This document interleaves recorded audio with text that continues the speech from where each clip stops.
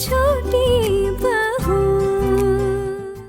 मैं कह रहा था कि ये जो खिचड़ी की हांडी हो चुकी है ना तैयार, मैं ये लेकर जा रहा हूँ। क्या है ना कि मोहल्ले के सब लोग तो आ नहीं पाए, जैसे कि कुछ बुजुर्ग, कुछ औरतें वगैरह, तो अब उन सबको भोग तो भिजवाना पड़ेगा ना। यहाँ पे भोग प्रसाद बटे और उन्हें ना मिले, ये तो अच्छा नहीं लगता, इसलिए। हाँ दादा बाबू, अच्छा विचार है, ले जाइए।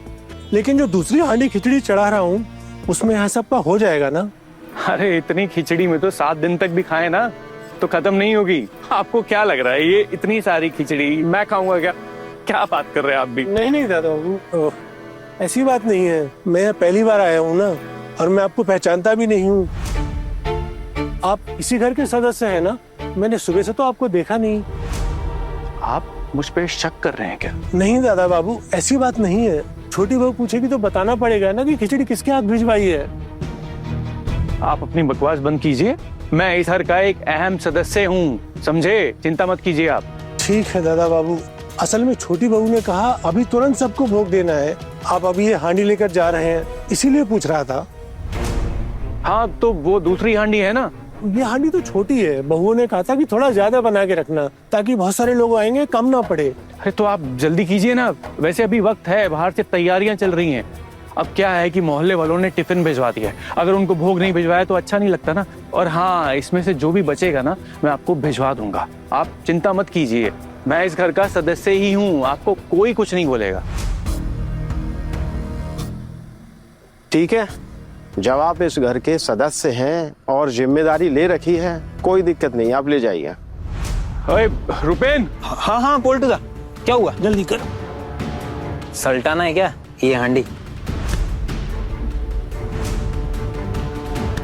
जुबान कैसी हो गई है यार तेरी, तू कैसी बातें करता है? हाँ, अरे वो मोहल्ले वालों को भोग देना है ना, सबने टिफिन भिजवा दिया है तो हमें तो लेके जाना पड़ेगा।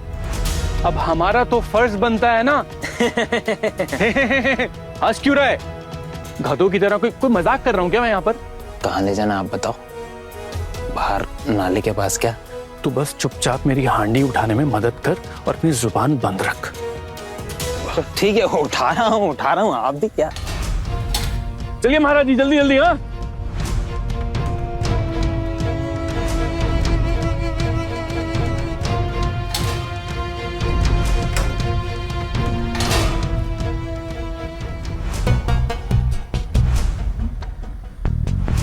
ये भोग लेके कहाँ जा रहे हैं, कुछ समझ आया क्या? शायद पीछे कोई दरवाजा होगा घर के अंदर जाने के लिए। हमारा क्या है, जिसका घर वो समझे।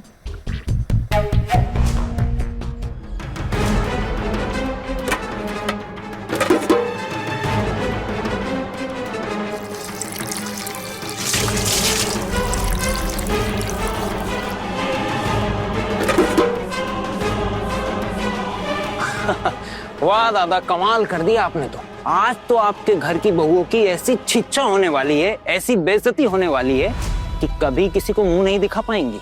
और दादा, जब लोग खाना खाने के लिए बैठेंगे और खाना ही नहीं मिलेगा तो लोग उनको गालियों की माला पहनाएंगे। इसीलिए तो ये सब किया है। ये घर की भूखें बहुत उछल रही थी, अब इन्हें जमीन पे उतारने का वक्त आ गया है। मोहल्ले वालों से खूब तारीफें बटोर रही थी, बहुत नाम कमा रही थी। अब इनकी उल्टी गिनती शुरू हो। अब मैं तो ये होते हुए बर्दाश्त नहीं कर सकता ना। अब आएगा मजा। अब जब ये मोहल्ले वाले शोर मचाएंगे ना कि हमें भूख पे बुला के हमें खाना ही नहीं दिया, जब गालियों की बौछार मिलेगी ना इन्हें, तब आएगा असली मजा। लेकिन हाँ रुपेन, याद रहे, ये बात गलती से भी बाहर नहीं जानी चाहिए, वरना तू मुझे अच्छे से पहचानता है। एकदम चुप।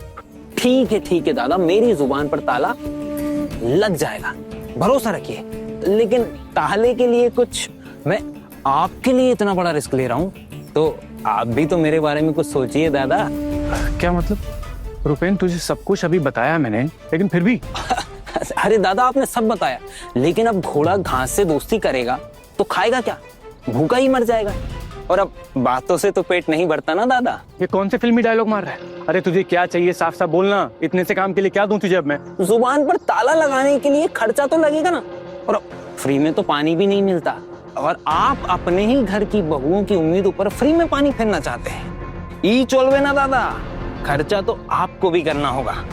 नहीं तो आप तो जानते हैं मेरी जुबान कैसे चलती है। जुबान कुछ ज्यादा ही चलने लग गई तेरी।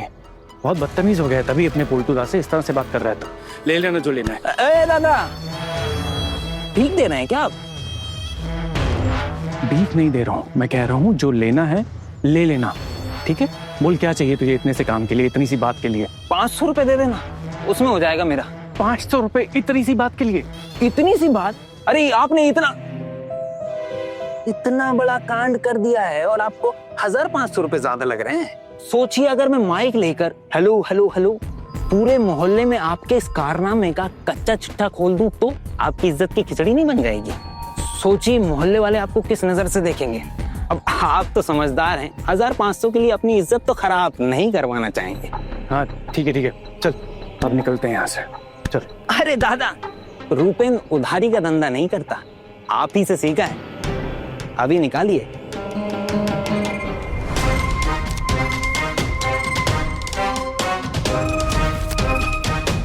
दादा, अब मैं आपकी साइड में हूँ, अब से मैं आपका खरीदा हुआ गुलाम, जो आप कहेंगे वैसे ही।